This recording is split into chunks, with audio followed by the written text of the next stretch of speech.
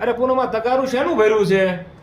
અરે આ કેસુડાના ફૂલ છે જે છાંય આપણે 3 દિવસથી સૂકવાતા તો આજે ક્રશ થાય એવા થઈ ગયા છે. તો આને ક્રશ કરી લઈએ.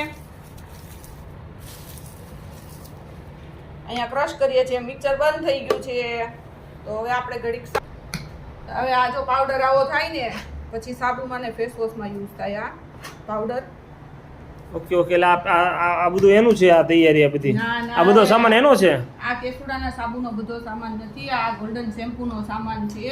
અચ્છા અચ્છા, આપણે 16 હર્બ્સ નાખીને ગોલ્ડન શેમ્પૂ બનાવીએ છીએ ને તેનું છે. ઓકે, તો આ શું છે? ઈ આમળા છે, એ આપણે ઘરે સુકવીએ છીએ. ઓકે, આ તો ગુલાબની પાંદડી જેવું કંઈક લાગે છે. ઈ ગુલાબની પાંદડી છે, ઓનો મીઠો લીમડો છે, કડવો લીમડો તો આપણે ગમે ત્યાંથી મળી જ જાય.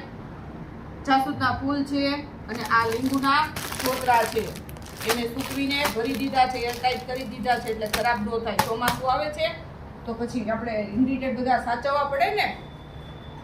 ઓકે ઓકે ઓકે, તો હવે આ શેમ્પૂના ફાયદા શું છે? જો પહેલા આપણું ગોલ્ડન શેમ્પૂ છે ને એ સલ્ફેટ પેરાબિન ફ્રી આવશે, એટલે એમાં હાર્મફુલ કેમિકલ એક પણ નથી.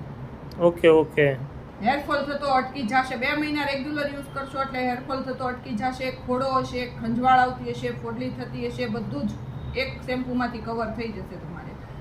વાળ સિલ્કી થશે અને લેન્થ પણ વધશે.